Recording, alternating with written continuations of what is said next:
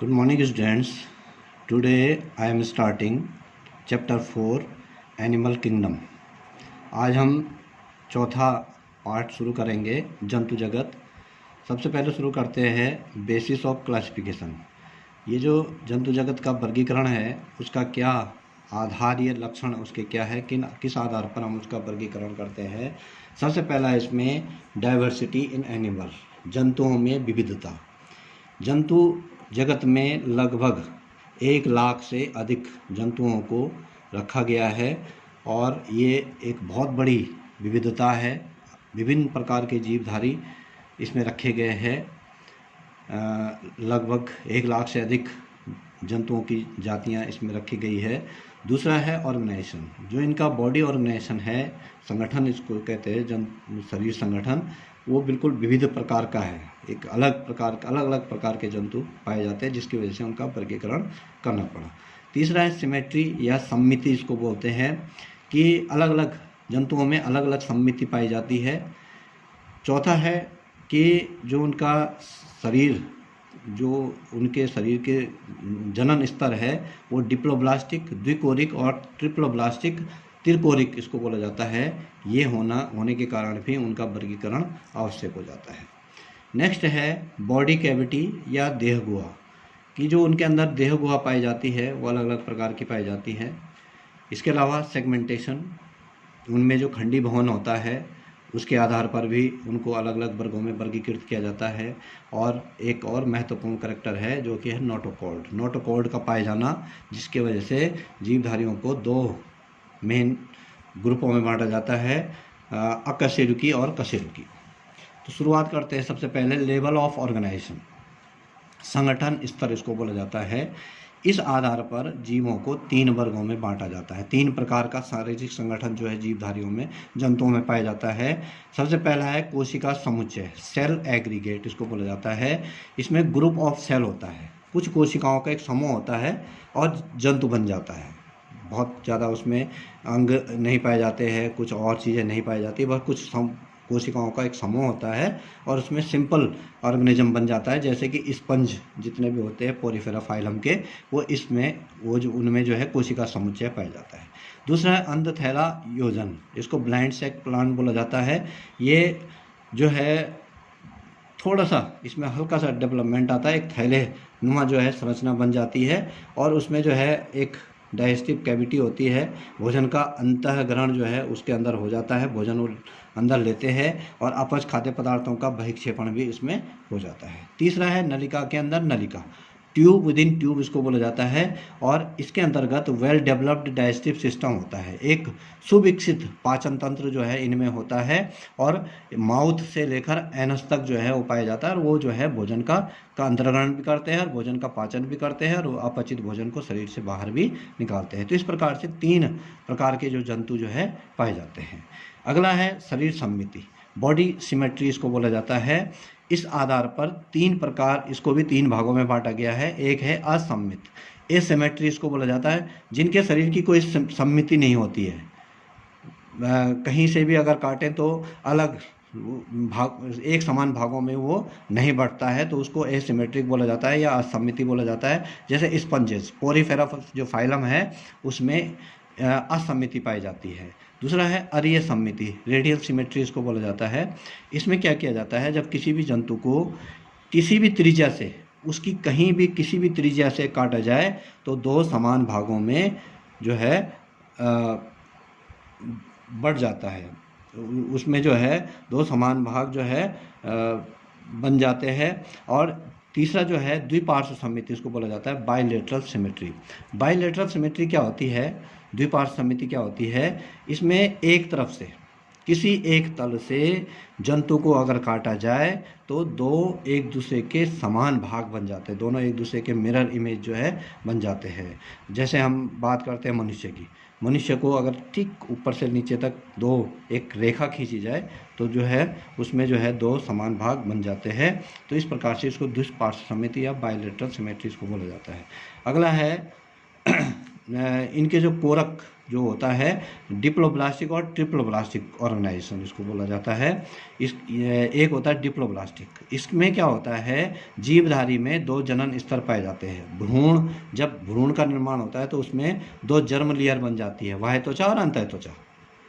ये जितने भी लोअर वर्ग के जंतु होते हैं उनमें ये पाया जाता है। निडेरियन तक जो है ये डिप्लोब्लास्टिक होते हैं। दूसरा होता है ट्रिप्लोब्लास्टिक, इसको बोला जाता है त्रिकोरिक। जो डिप्लोब्लास्टिक है उसको बोलते हैं द्विकोरिक और ट्रिप्लोब्लास्टिक को बोलते हैं त्रिकोरिक।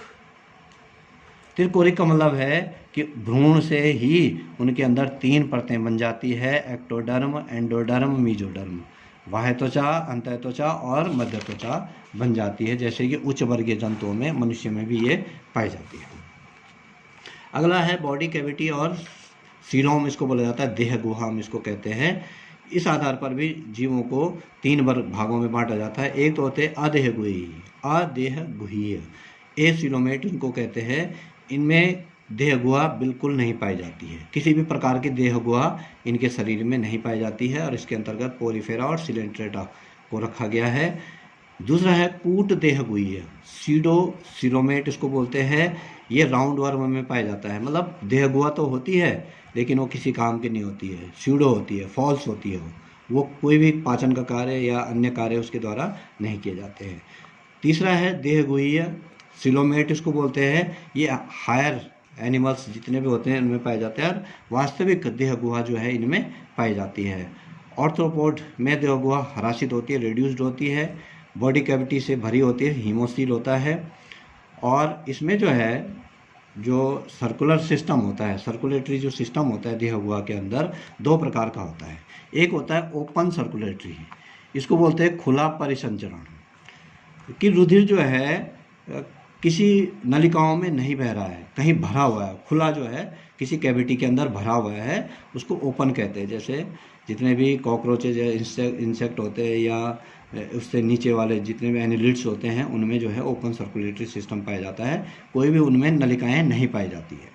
जो क्लोज्ड सर्कुलेटरी सिस्टम होता है जैसे मनुष्य में होता है कि हार्ट होता है, हार्ट से नलिकाएं वाहिनियाँ जाती है, धमनियाँ सिराएँ होती है और वो बिल्कुल नलिकाओं में बंद रहता है, एक सिस्टम के अंदर बंद रहता है, खुला नहीं होता है कहीं भी, तो उसको क्लोज्ड सर्कुलेटरी सिस्टम बोला जाता है। 5वां पॉइंट है खंडीभवन या सेगमेंटेशन इसको कहते हैं, इसको मेटामराइजेशन भी कहते हैं। प्रत्येक खंड जो है कुछ मुख्य कार्य करता है, कॉमन फंक्शन होते हैं उनके, स्पेशलाइज्ड फंक्शन उनके द्वारा किए जाते हैं। जैसे एनिलिड्स जो केंचुआ होता है उनमें लोकोमोशन का कार्य करते हैं, चलन का कार्य उनके द्वारा किया जाता है। ऑर्थ्रोपोड्स में लोकोमोशन, सेंसेशन, किसी चीज़ को संवेदना लेना, फीडिंग हो गया, ये कार्य जो है ऑर्थ्रोपोडा फाइलम के जंतु करते हैं।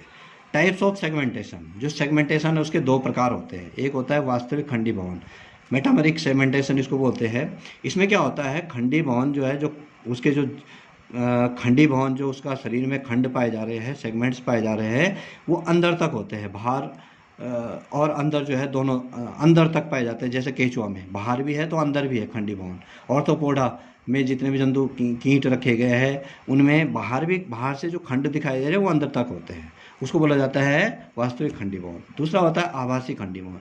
इसमें क्या होता है कि केवल खंडीभवन जो है, जो सेगमेंटेशन है वो बाहर से दिखाई देता है, अंदर नहीं होता है, शरीर के अंदर नहीं होता है, जैसे फीता कृमि में। अगला पॉइंट है पृष्ठ रज्जु या नोटोकॉर्ड इसको बोलते हैं। हमारी रीढ़ की हड्डी का होना, उसके साथ जो है जो मेरुरज्जु होता है उसका पाया जाना मेन होता है। कशेरुकदंड जो होती है हमारी मेरुदंड जिसको हम कहते हैं, उसका पाया जाना या न पाया जाना। कॉर्डेट्स जो लास्ट फाइलम है हमारा 11वां फाइलम, उसमें ये पाया जाता है। और नॉन कॉर्डेट्स जो 1 से लेकर 10 फाइलम है उनमें ये नहीं पाया जाता है। तो इस आधार पर भी हम जीवों का वर्गीकरण, जंतुओं का वर्गीकरण करते हैं। अब आते हैं हम क्लासिफिकेशन ऑफ एनिमल किंगडम। किस प्रकार से हम जो है एनिमल किंगडम का क्लासिफिकेशन करते हैं। हम एनिमल किंगडम को कुल 11 फाइलम में डिवाइड करते हैं। अब 11 फाइलम में जो इनके मेन कैरेक्टरिस्टिक फीचर है उस आधार पर करते हैं। जैसे पहला फाइलम है porifera, cnidaria, ctenophora, platyhelminthes, aschelminthes, annelida, arthropoda, mollusca, echinodermata, hemichordata और कॉर्डेटा। ये 11 फाइलम है। इनमें है जो सेल एग्रीगेट है, कोशिका समूह, एक कोशिकाओं का समूह पाया जाता है केवल, वो पोरीफेरा में पाया जाता है। अगर हम ब्लाइंड सेक बोलते हैं, एक थैलेनुमा जो संरचना होती है वो पाई जाती है इनमें, निडेरिया और टीनोफोरा में। इसमें रेडियल सिमेट्री, जो त्रिज्या सममिति हम जिसको कहते हैं कि किसी भी त्रिज्या से काटा जाए जंतु को तो वो जो है 2 समान भागों में बढ़ जाता है, तो निडेरिया, टीनोफोरा इनमें पाया जाता है। अब द्विपार्श्व सम्मिति जो पाई जाती है वो बाकी सब में द्विपार्श्व सम्मिति पाई जाती है। इससे नीचे प्लेटिहेल्मिन्थिस से लेकर नीचे कॉर्डेटा तक द्विपार्श्व सम्मिति पाई जाती है। इनमें अब जो है अदेह गुहा आ जाती है। अदेह गुहा जो है वो प्लेटिहेल्मिन्थिस और एस्केहेल्मिन्थिस में पाई जाती है। अदेह गुहा, इससे पहले जो प्लेटिहेल्मिन्थिस है इसमें अदेह गुहा पाई जाती है। स्यूडोसिलोमिट होते हैं, एस्केहेल्मिन्थिस होते हैं, और यहाँ केवल एस्केहेल्मिन्थिस जो गोल कृमि होते हैं जिसमें एस्केरिस को रखा गया है वो होते हैं। उसके बाद देह गुहा जो होती है उससे नीचे के जितने भी होते हैं, एनिलिड्स हो गया, ऑर्थ्रोपोडा हो गया, मोलस्का हो गया, एकाइनोडर्मेटा हो गया, हेमिकॉर्डेटा हो गया, कॉर्डेटा हो गया, इनमें सब में जो है देह गुहा पाई जाती है। सीलोम, ट्रू सीलोम जिसको हम कहते हैं, वास्तविक देह गुहा वो पाई जाती है। तो इस प्रकार से हम 11 फाइलम में इन जंतुओं को बांटते हैं। अब नेक्स्ट डे हम पढ़ेंगे पहला फाइलम पोरीफेरा। Thank you.